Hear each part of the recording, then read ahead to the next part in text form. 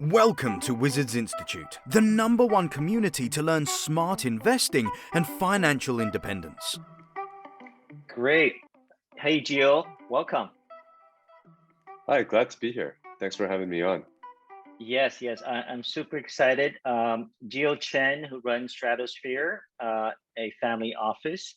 Headline is have generated over 900% in the 4 years or so since he set up shop as a family office. And with a very ambitious longer term goal to generate enough profits for his foundation, which is doing a lot of good. Gio, again, I'm so excited to have you in the show in this Wizards Learning Series for audience and to learn how you do it. We'll break this talk into a few sections. Obviously, get your bio, who you are. Love to also hear your overall strategy for Stratosphere, your family office, what makes you tick. Then migrate to hearing your views of the macro world. The macro drives a lot of your strategy. And then hearing about your allocation and then diving deep into a couple, depending on time, a couple of the asset classes that you favor and why and how you invest. And then we'll wrap that up from there. How does that sound? Yeah, sounds good. All right. Okay. So tell us about yourself, Gio. Yeah, so I grew up with a pretty diverse background, lived in a number of countries, including Hong Kong, Korea, US, and Taiwan growing up. So I think that kind of colored my my experience and made me want to have a career that was, somewhat global. And I think that helped a lot in my decision to become a global macro trader at the end of the day. So I spent a lot of time in Taipei, then went to university in the US, spent some time in London as well. That's where I had my first real job. And then I ended up working for banks in New York and Singapore for about 15 years, doing FX trading. Got it. So I moved to Singapore back in 2010 to continue doing FX trading, and eventually was running a FX trading desk here in Singapore. Great. Are you originally from Singapore, or born and bred in? I'm Where's your originally from family? the US. Yeah, US, and also with Taiwanese roots. Gotcha.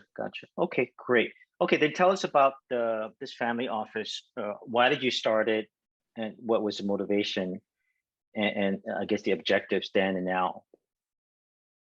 Yeah, so the family office really started from me just trading my personal account, and I decided when I left banking, I really wanted to just focus on trading my personal assets and see what I could do with it.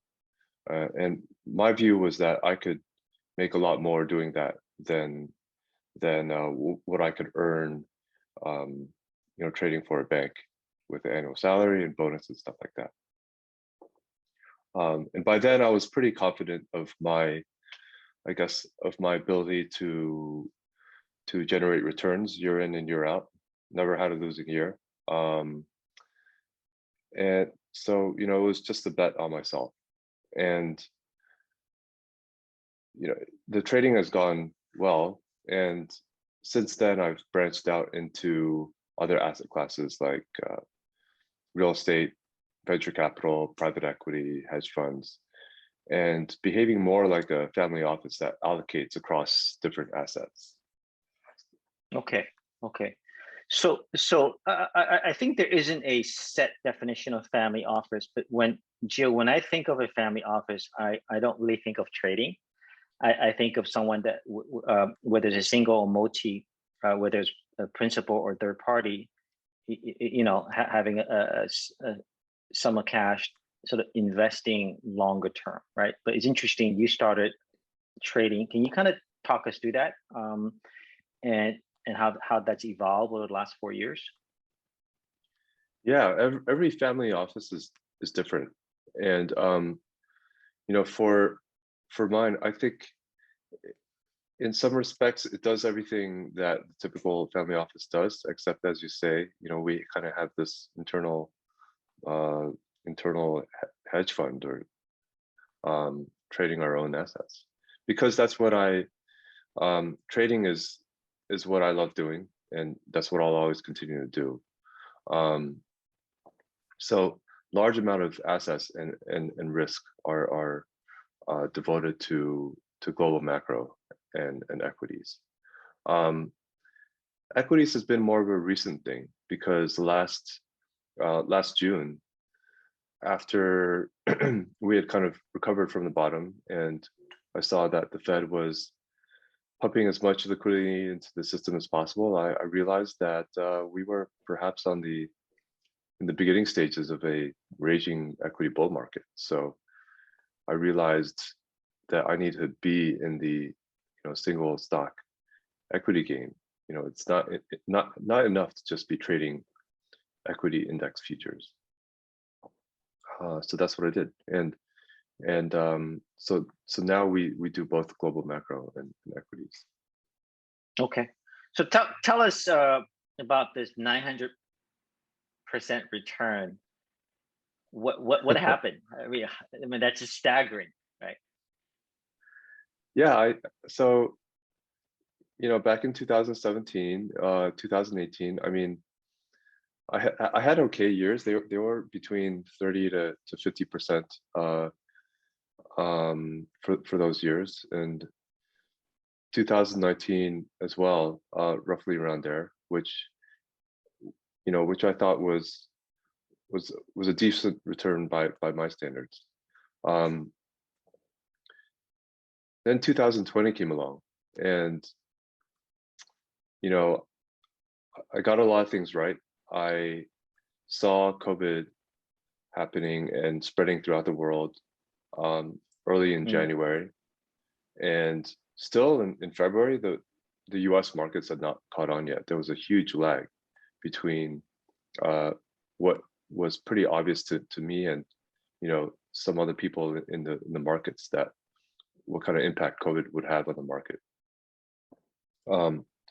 So I managed to take some really big asymmetric bets on that through interest rate futures, through being short S&P and long S&P puts, short EMFX, and had a really good Q1, and that was probably around like a 25 to 30% return just in that quarter itself. And then spent Q2 kind of thinking about, where do we go from here? The market's already rebounded a little bit. Economic fundamentals were still horrible, but we had all this liquidity in the system, more liquidity and stimulus that the world had ever seen. So nobody could really model this out and tell you exactly what was going to happen. So after remaining bearish for a couple more months, I decided, I kind of saw the light and realized that this was all really bullish, despite the horrible economic fundamentals.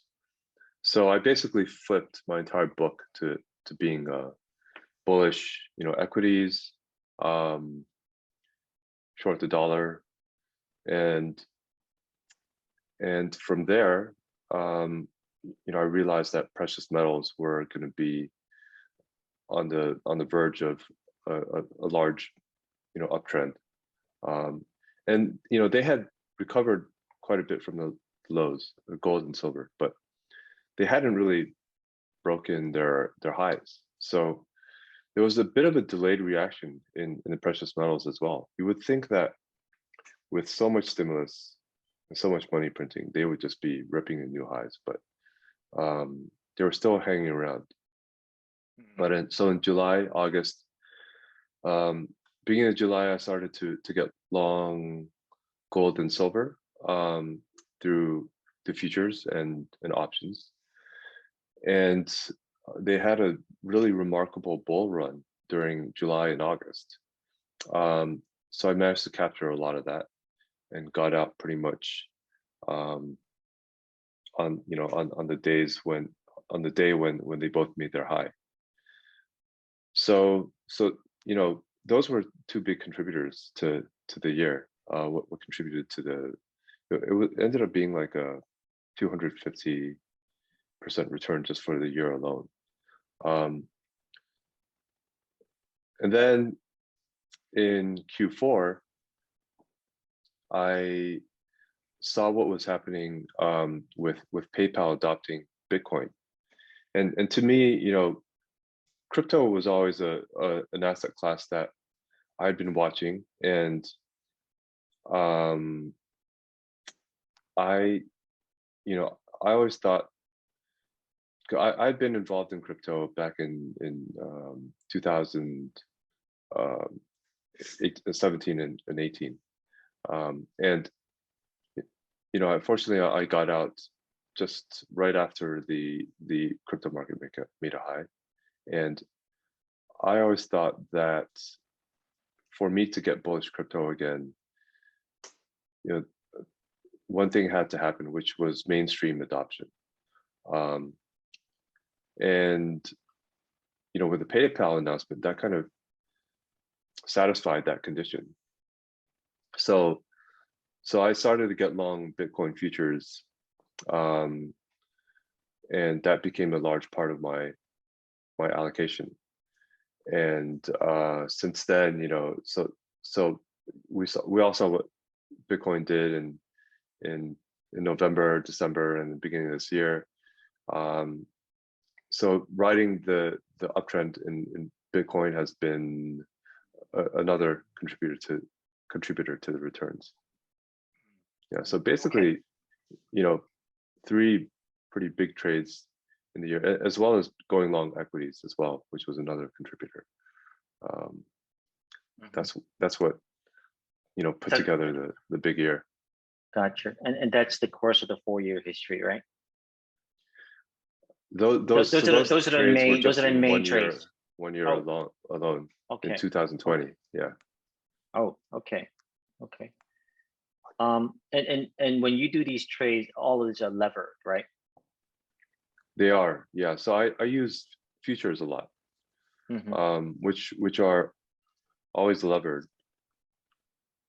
So that requires pretty active risk management.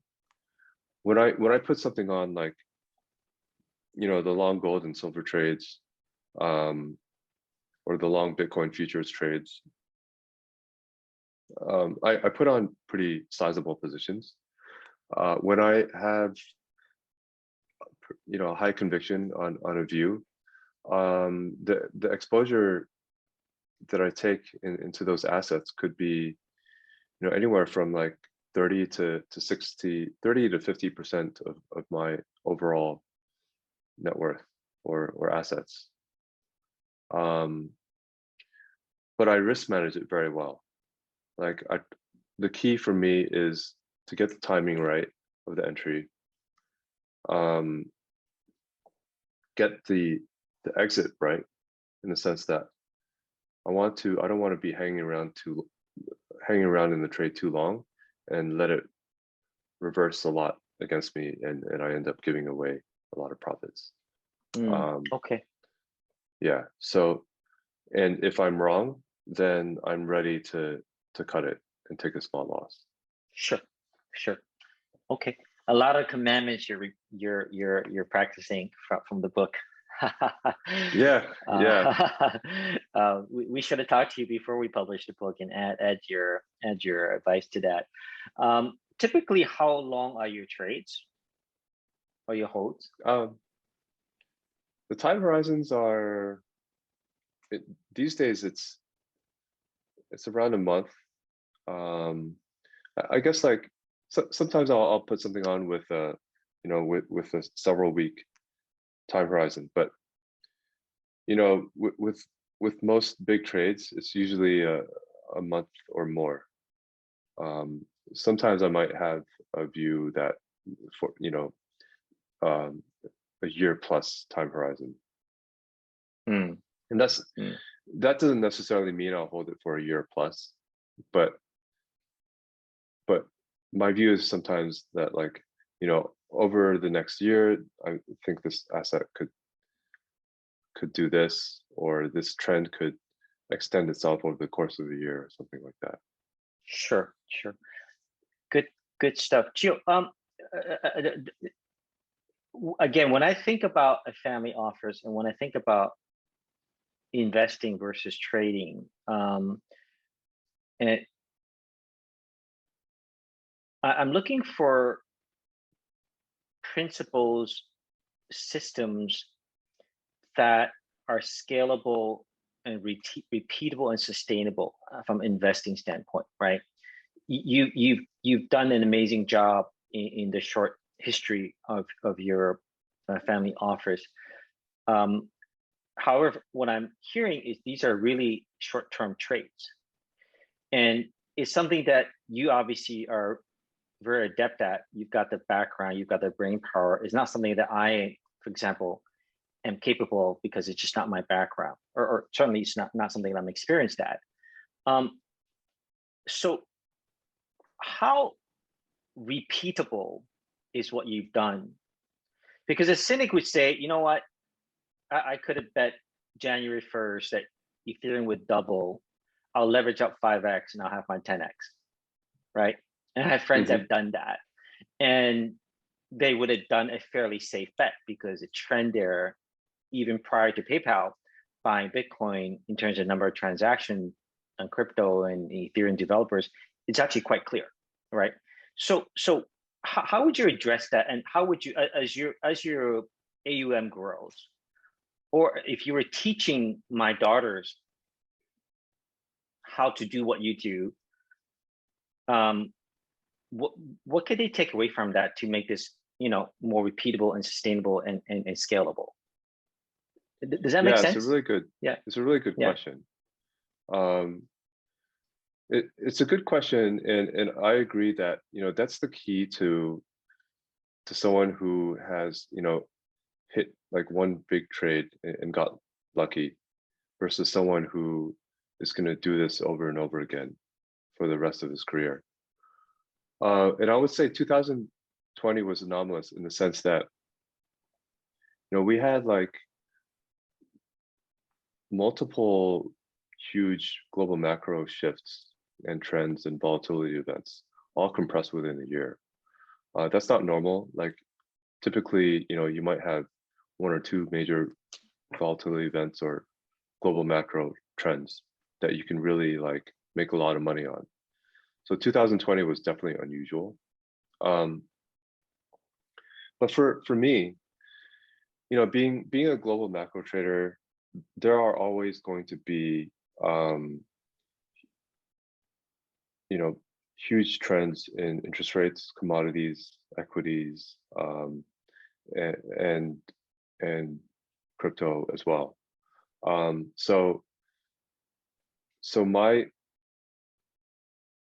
you know, the way I work is that I always want to stay on top of the fundamentals of all these different markets and kind of map out how they move in relation to each other, and also how they respond to fundamental changes.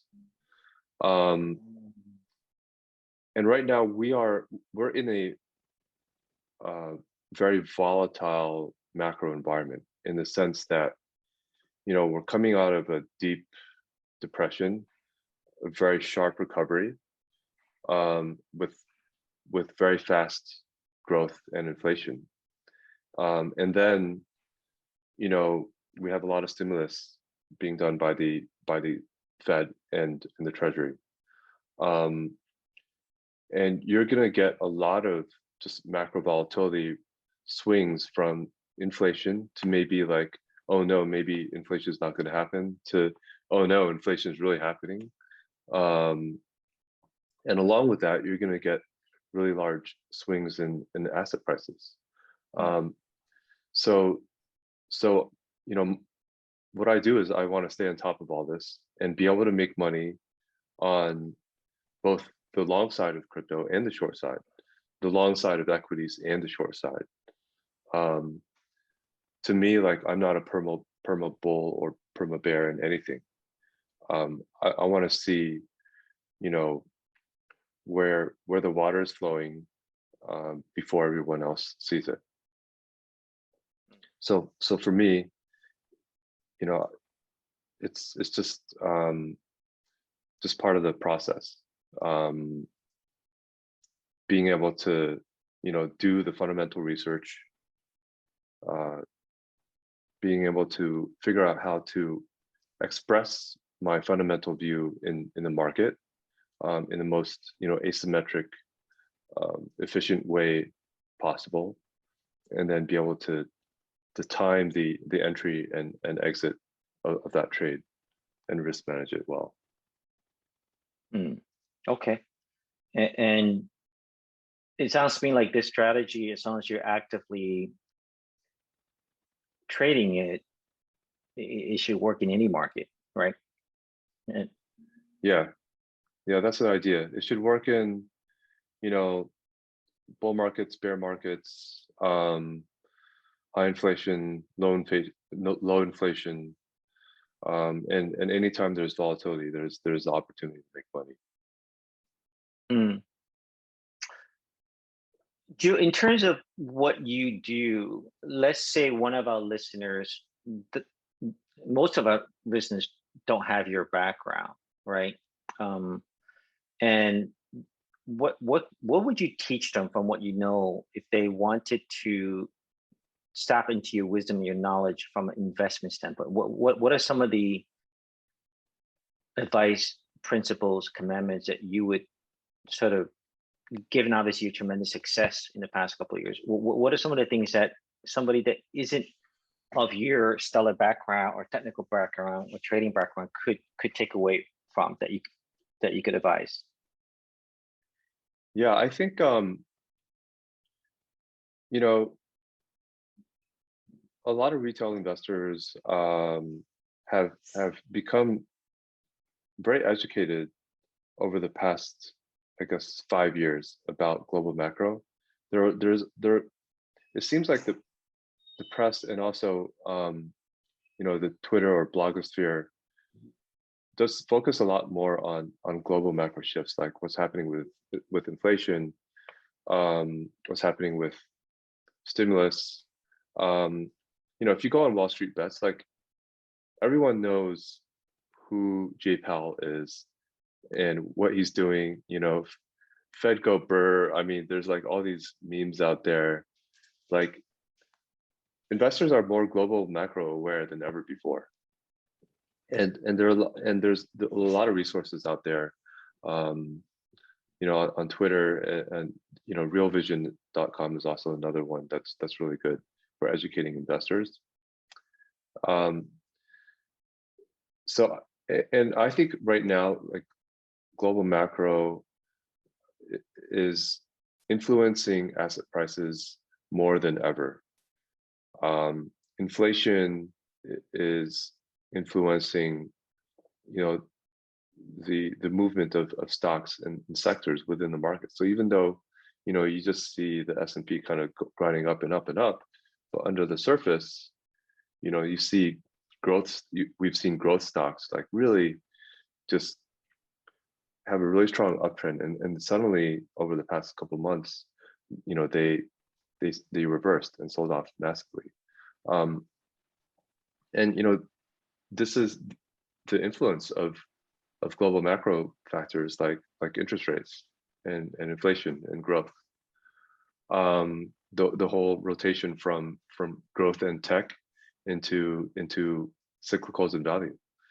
So I guess my advice would be to, you know, try to find some good resources for research or ideas or news on the global macro front, because and continue to educate oneself on what, you know, the overall global economy is doing,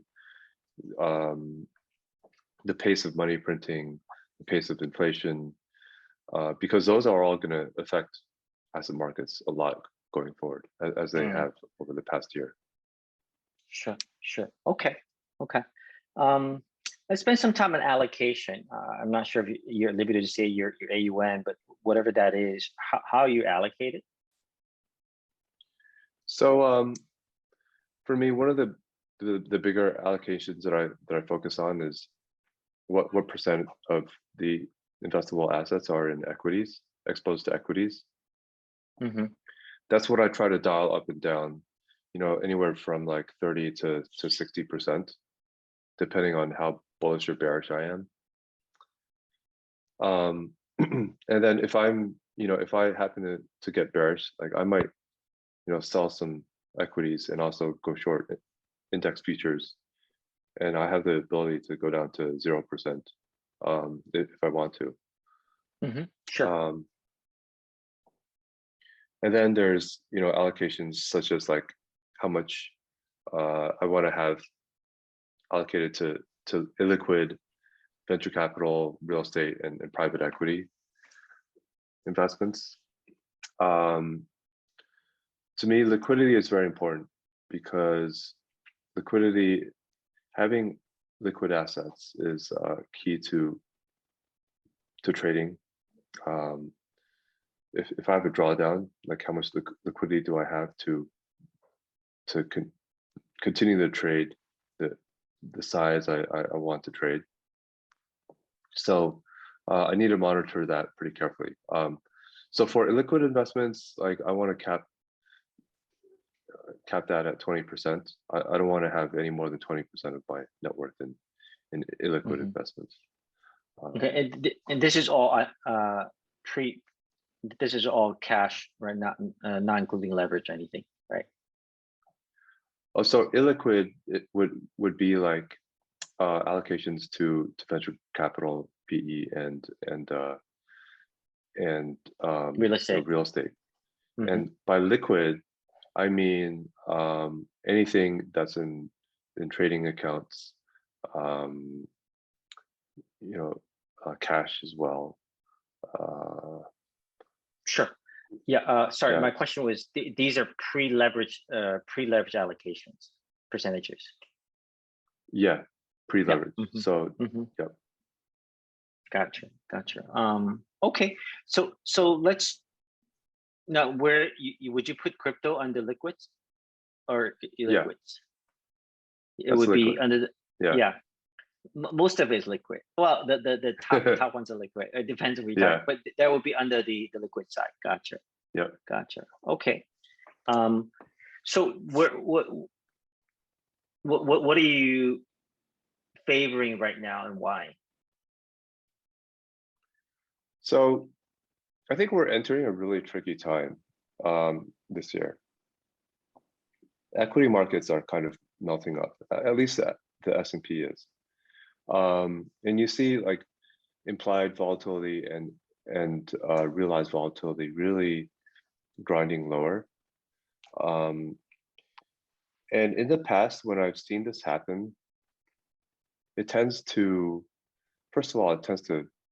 continue for a few months, but then it's not sustainable and it often results in some kind of volatility event, downside for equities. So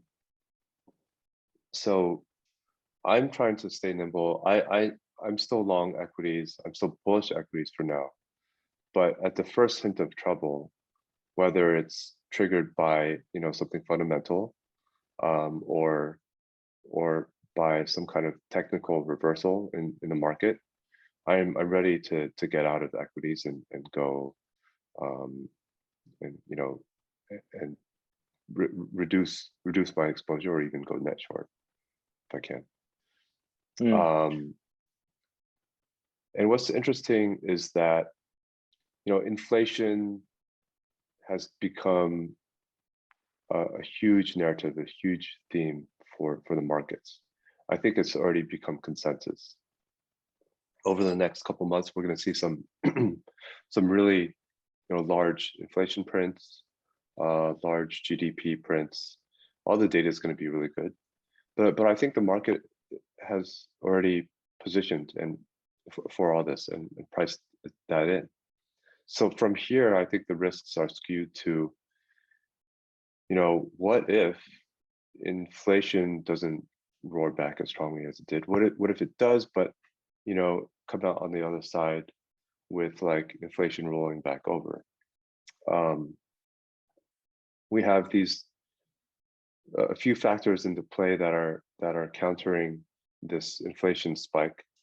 First of all, China right now is I guess arguably running neutral to tight monetary policy because they came out of the recovery a lot faster, and they're further along in their I guess mini economic cycle.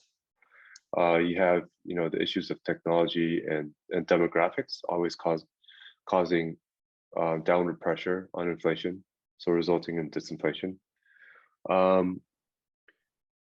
So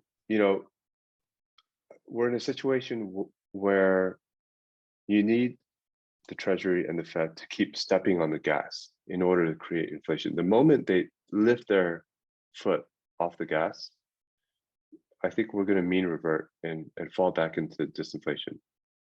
So for me, I think there's no more money left betting on reflationary or inflationary trades. That has already passed. To me, the money will be made by betting the other way. So maybe going long, shorter maturity treasuries or Eurodollar futures. It's basically betting that the Fed is not going to hike as quickly and as much as the market thinks. And if we see some kind of correction in equities this year, I definitely hope to be able to catch that. Maybe by shorting Russell equity futures, Russell 2000, or buying puts, maybe going long VIX or call options on VIX. And crypto as well. I mean, people have made a lot of money on crypto over the past 6 months, and we've seen this enormous growth in crypto, DeFi and lending and borrowing infrastructure that has literally just popped out of nowhere in the last 6 months. It's huge now, and I don't think it's ever been tested before. So, what happens if Bitcoin drops like 50%, which it has done many times in the past, not recently, but it has. This whole web of centralized and decentralized borrowers and lenders has never really been stress tested. So I think there's the risk for a volatility event in crypto is rising. So I'm just, same with equities. Like I'm bullish, but I'm ready to get out and flip to short if I see, any kind of trouble, whether it's fundamental or technical reversal in the market. Yeah, I have a few questions for you on the crypto side, Geo, but let me just do a follow-up on the allocation. So I don't know the exact numbers, but I've heard a few times that the developed countries on the QE side, quantitative easing, have printed so much money that we're seeing probably an average of 15% a year, which means depending on which country, in 3 or 5 years, we're going to see the dollar and most major fiats half in value. Hence, whether you're holding real estate, equities, bonds, really any asset that's tied to fiat would basically be discounted by half. But do you see that as well, first of all? I think it's quite possible. I think Yeah, it's, you know, especially with what the Fed and Treasury are doing, they're highly incentivized to generate persistent inflation, highly incentivized to print more money because you have a really large debt to GDP ratio right now in the US. You have, I think it's at 130%, and whenever you get above 120% in debt to GDP ratio, that tends to have a large drag on the nation's growth and inflation, and you kind of get like this Japanification effect. So, they're highly incentivized to get the denominator, GDP, higher, and you could do that by creating real GDP, and also inflation, because inflation is a component of the nominal GDP. So yeah, I think we're probably going to get there, but it's not going to be a straight line. It's going to be a very jagged line, and even when you look at the the inflation that happened in the 1970s and 80s, if you look at a CPI chart, it was like this. It was like 3 peaks, like with a third peak being the highest, and then a very sharp decline once Volcker decided to hike interest rates and get rid of inflation. So my goal is to be able to navigate those peaks.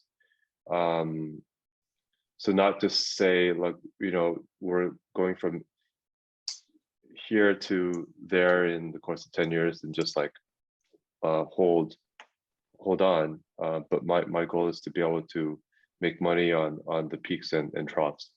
Yeah. Okay. Again, you're lucky. You're very lucky because you've got that skill set. I'm just. I guess. For me, I'm maybe a bit more I'm pessimistic in the sense that the governments are not only highly motivated to continue printing, but they have to keep printing. And historically, even in China, we've seen thousands of years ago, it has happened before, right? So my view is the probability in 5 years from now, the US dollar, the Canadian dollar being worth 50 cents of today, or maybe 70 cents today, it's much more likely than it is worth being $1, right? So if that is true, then again, beyond obviously being a super smart trader, and let's say it's not 15%, but it's 10 to 50% deflation a year, where do you put the money from an investment standpoint? Yeah, that's a really good question. I think I guess like crypto is one of the answers, because you have a limited supply of Bitcoin.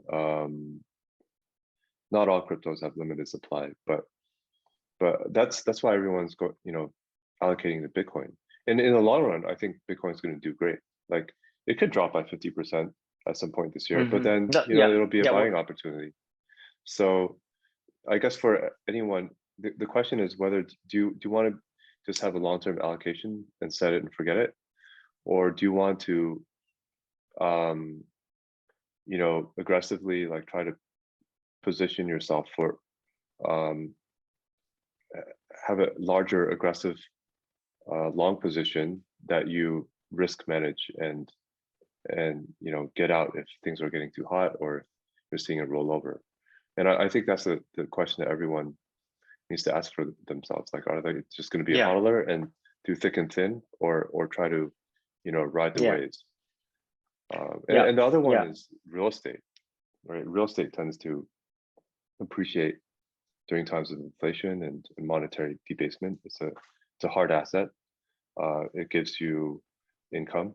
So hopefully it's not too late for that, because real estate prices have gone through the roof all around the world.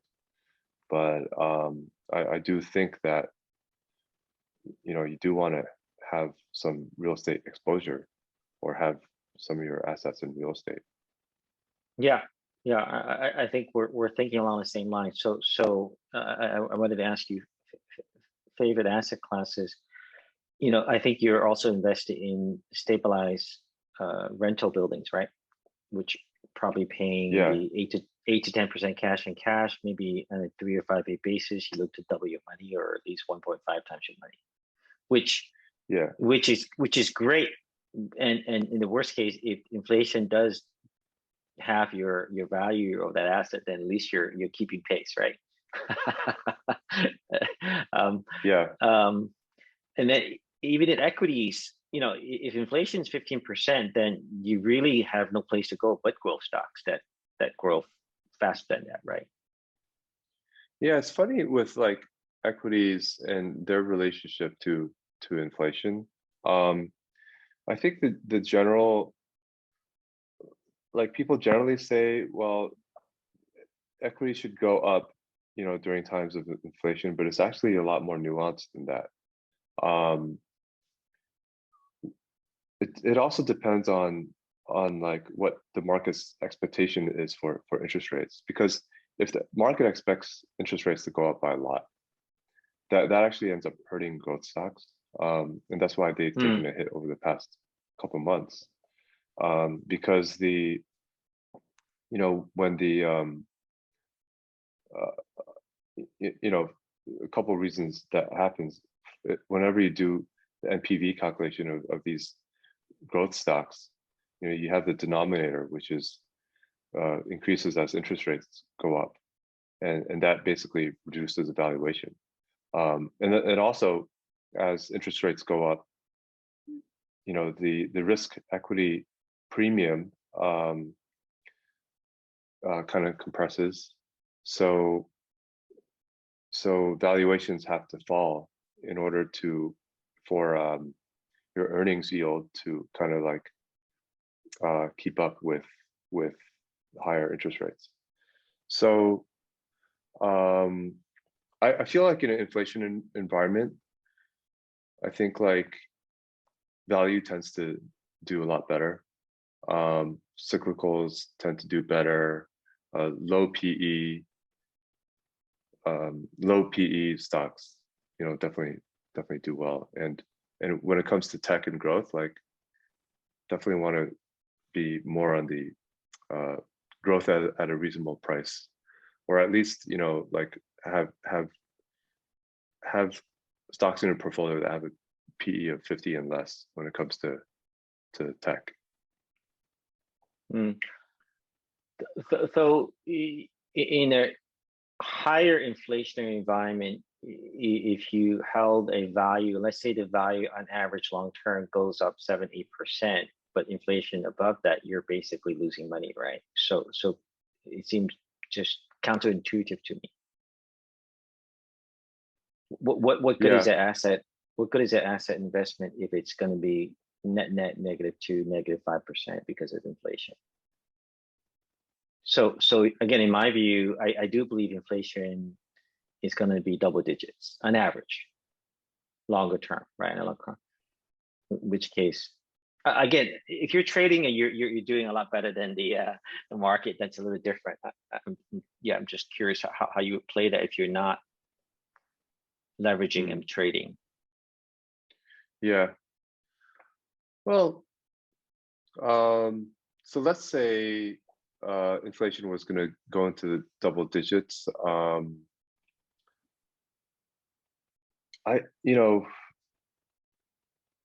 I feel like the reason growth would not do as well is because the revenues and the earnings of those growth stocks are never like today or next year. It's always in the distant future.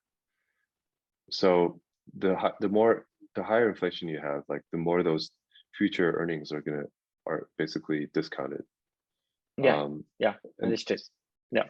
Yeah, so that's why like they want, people want to like low PE during that kind of regime. People like to own value stocks with like low PE where the earnings are today, right? Like you're getting I don't know, like a 5 to 10% earnings yield today. And what was the other thing I was going to say?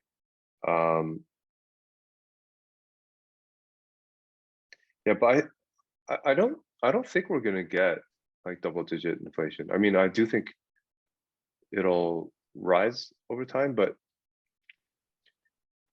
I don't think we'll go back to the inflationary period of the 70s and Really? 80s. Huh.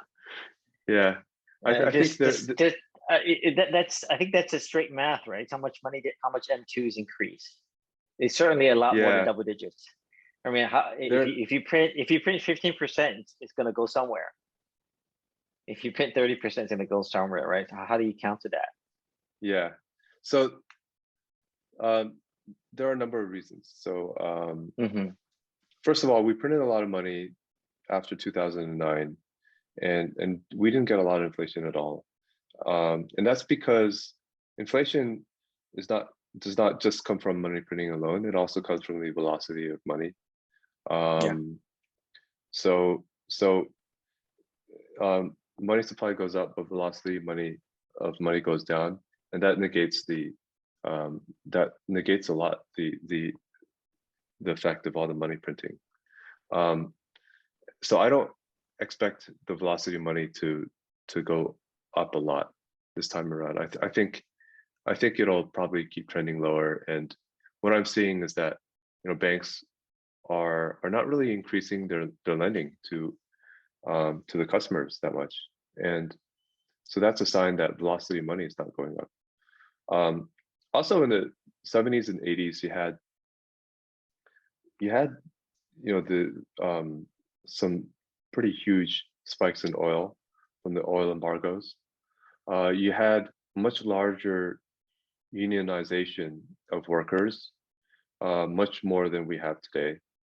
So that contributed to the wage price inflation spiral. Okay.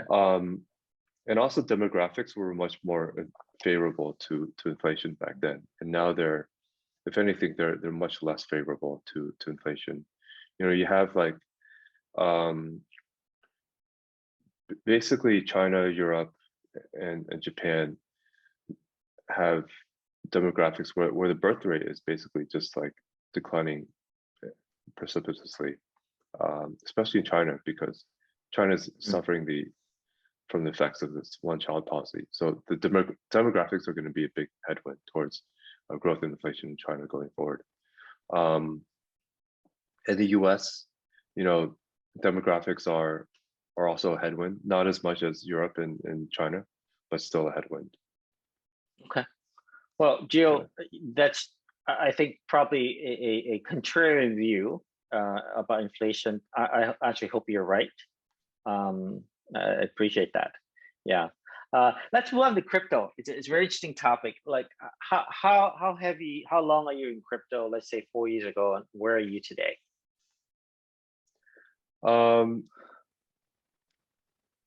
So right now, I think the allocation is like close to 30%. Close to 30%. Via like various instruments like futures and grayscale and whatnot. And I can, for me, like, it's been 30% for a while, so it's been a good couple of quarters. But I feel like based on what I was saying, that we could get a sharp correction at some point later this year. I'm ready to dial that back down to zero, or even go net short if I see an opportunity to do that. Okay. So got it. So I get grayscale. You can get a lot of exposure through that. How else are you getting exposed to crypto? Yeah, so Bitcoin, Bitcoin futures, and they also came out with Ethereum futures. So so you could get long exposure through those two as well. Okay, so you primarily on the top two. Yeah. Yeah. Okay. Okay. At the Do you look moment, at I'm altcoin? I'm in the top two. Gotcha. Do you look at Altcoins, altcoins? altcoins I've messed around with before, but at the moment it's not a big exposure for me right now. For me, the thing with altcoins is that like um they're not that as liquid as I would like them to be. So for me, like if I'm in a place where I want to be able to risk manage and be able to like unwind all my positions pretty quickly, it has to be in Bitcoin and Ethereum. Mm, gotcha. Okay. Gotcha. Gotcha. Okay. Yeah. And again, your positions are, you're not buy and hold. You're really trading and looking at momentum and technicals. Yeah, I would say I'm definitely not buy and hold. I mean, it would be great to just hold stuff forever and not have to worry about it.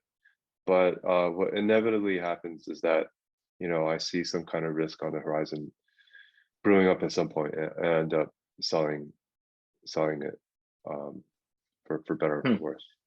Interesting. Yeah. I was listening to the MicroStrategy guy.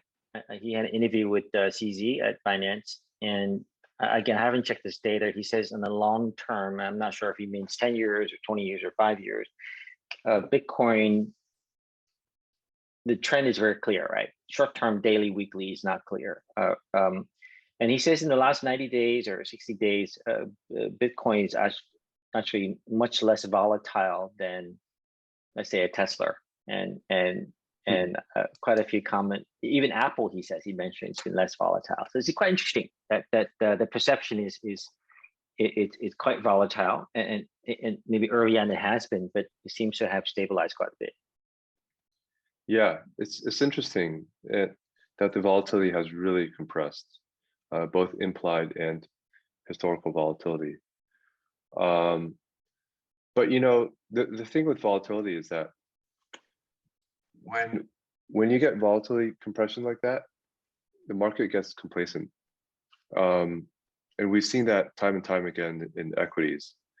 Like back in 2017, I think equity volatility, both realized and implied, got down to 12, which is ridiculous. Today, up until recently, it's been closer to 20. So low volatility often begets high volatility, and that's just something to look out for over the next 6 months or so. People might get complacent. They might think, oh well, I can sell, I guess, like calls or sell puts on Bitcoin, and they're trying to like squeeze more out of that short option strategy, but they're really just increasing the risk and exposure as volatility compresses. Okay. Yeah. Gotcha. Do you ever get into certain things like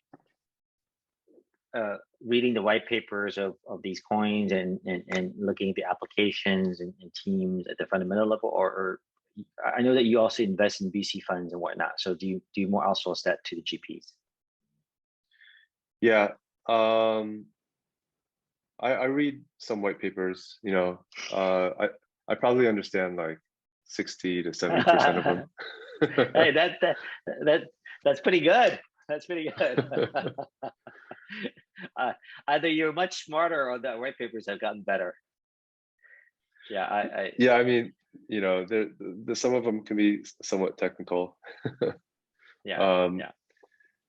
With VC, a lot of my exposure is through managers, and I do like to look at companies. I like to learn about them. I read a lot of pitch decks, and but a lot of the exposure is through managers. I'll do an occasional like direct investment here and there if I have a strong view on an industry or like a idea or sector or trend. I'll take a direct investment. every once in a while. Yeah, passion or a fun project. Gotcha. Yeah. Good stuff. Good stuff. Why don't you tell us about your foundation, Geo? And I know you've got a big heart for the environment, and you mentioned you want to grow your foundation to $1 billion to help people. Tell us about that, the work that you're doing, and what motivates you. Yeah. So my wife and I started the Huang Chen Foundation last year, and it was a long-term goal to be able to create the foundation in order to kind of formalize our philanthropic effort in basically like moving profits from trading and into NGOs that are doing good. And so we focus on nature conservation, wildlife conservation, the climate crises, refugee crises. So basically trying to address the root causes of climate change, as well as address the I guess the results that are happening today, the humanitarian effects of climate change. And so for me, like I believe that climate change is the biggest existential problem that the world has today. And obviously a lot of people are devoting their time and expertise and access to it for good reason. But it needs to be done by both like a market orientated way, in the sense of creating the technologies, creating the market mechanisms to solve the problem, but also like using philanthropy to solve the problems that really are not profitable to solve, where it doesn't make sense for an investor to like try to solve this problem and get their money back. Things like humanitarian aid, or providing like maybe like education in third world countries, stuff like that. So so the Huang Chen Foundation focuses on traditional philanthropy to NGOs, and also impact investment to VC managers who are investing in impactful companies, whether it's alternative proteins, social impact, sustainable clean technology, stuff like that. Okay, so ESG driven sponsors mainly. Yeah, that's right. Yeah, I see. As opposed to direct investments. Yeah. And the investments from the foundation, the profits will flow back into the foundation. Yep. Yeah. Gotcha. So hoping to have this, circular flow of profits into that beget, more, more contributions to NGOs, and basically increase the capacity for the foundation to give and invest. I have a conundrum, a question I just can't solve. It's tied to your foundation. Maybe you can help me. This is not investment related, right? So the issues with Mother Earth, climate change, and all the things that your foundation is trying to solve, I think a chunk of it, I don't remember exactly, 1/3 of the climate change or emissions are transport energy, which I believe Elon is really going to solve that issue, right? As we all go electric and solar, you got 1/3 of that taken care of over time, right? And I think another 1/3 or 40%, depending on who you talk to, is tied to ag. Farming and ag are maybe even bigger than energy and transport. And I also believe science is solving that with plant-based and lab-grown meats. I think all that I've seen, I've done a deal or two in that space as well, alternative proteins. So I see that. So then you add that together, it's 2/3, right? I forget what the other buckets are, but it seems to me commercial, in particular technology innovations, are solving a lot of these issues that are already solving these issues, and it's good that you're contributing to that. My question and the difficulty that I can't resolve is when it comes down to whether it's climate change or poverty or inequality, pollution, everything. To me, it's all tied to population,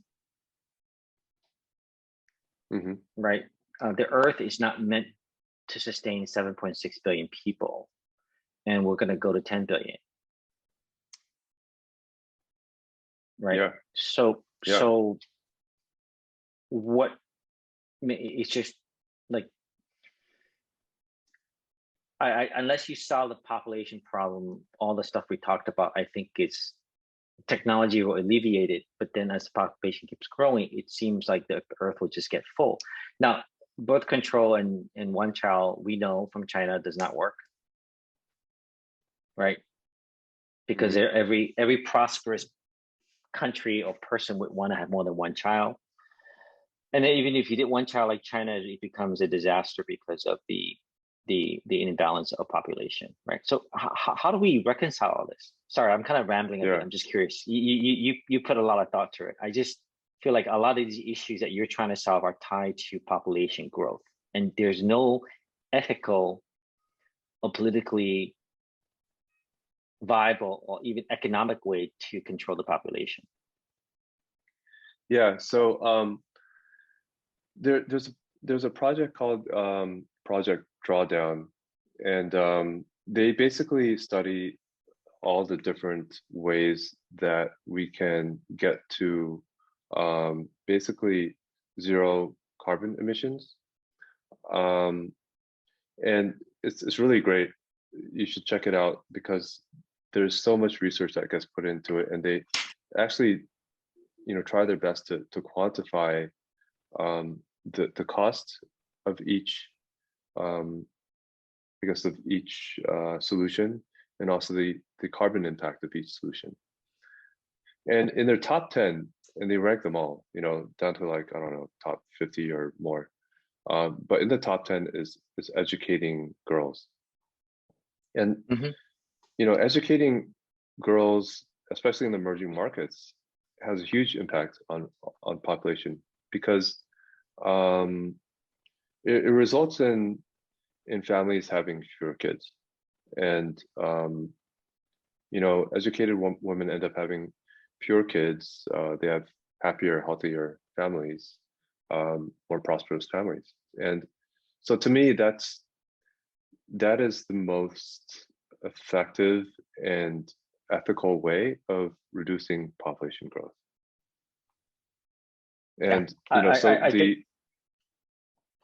so we do have a few NGOs that we support in the Huang Chen Foundation that are focusing on that.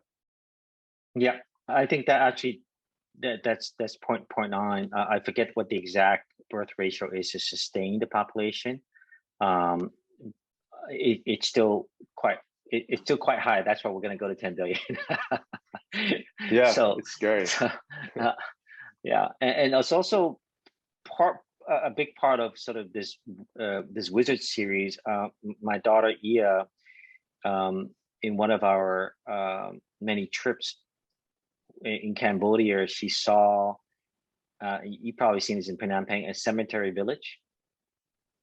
They actually had a in like the middle of Phnom Penh.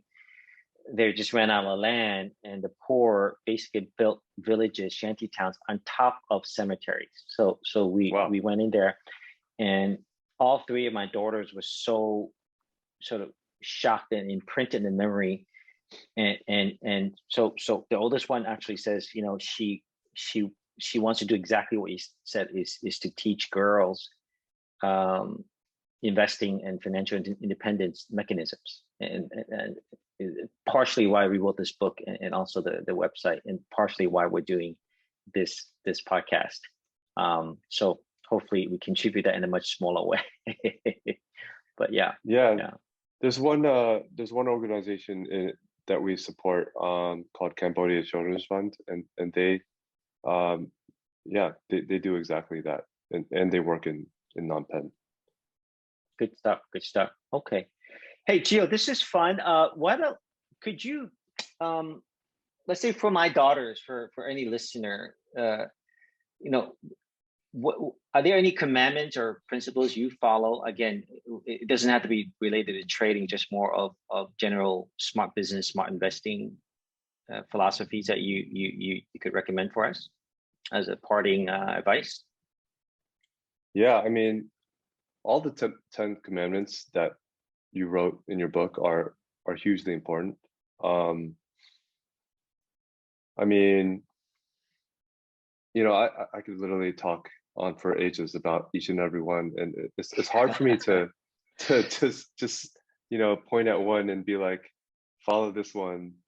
But I do think, like, respect market cycles is something that it goes back to people being more global macro aware, and understand the growth cycles, the inflation cycles, the liquidity cycles. Those are the big cycles that people just think the economic cycle is one big cycle, but growth, inflation, and liquidity are actually three different things that can cycle independently of each other sometimes. And quarter by quarter, what they're doing will create a lot of effects in the asset markets. And I guess, like, don't lose money, which should be obvious to most people, but they end up making decisions that completely go against that commandment. We saw with Archegos, you can have like $15 billion in assets and lose it all in 2 days with the use of leverage. So I use leverage, but definitely not to that extent. And I for me, like, I don't want to be highly leveraged in stuff that I can't get out of. I always want to keep liquidity in mind. I want to have a stop. I want to be able to risk manage out of the positions. So leverage also, it comes hand in hand with liquidity. And the biggest accidents that happen in the markets is when you have too much leverage and too little liquidity. Good stuff. Okay. Yeah. Great. Well, thank you for not only buying, but actually reading and finishing the book and remembering some of the commandments. I really appreciate that. It's an honor for that for us.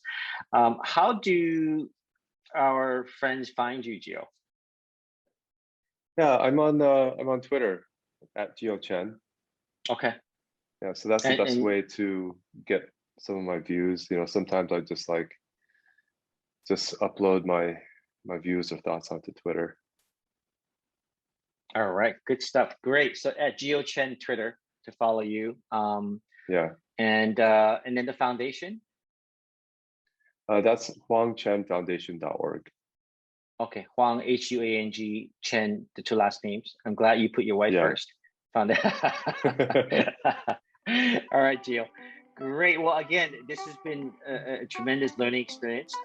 Appreciate it. And we'll hopefully get you back on here soon in the near future. Yeah. Thanks for having me. It's been great talking to you. Thank you. Thank you for joining us.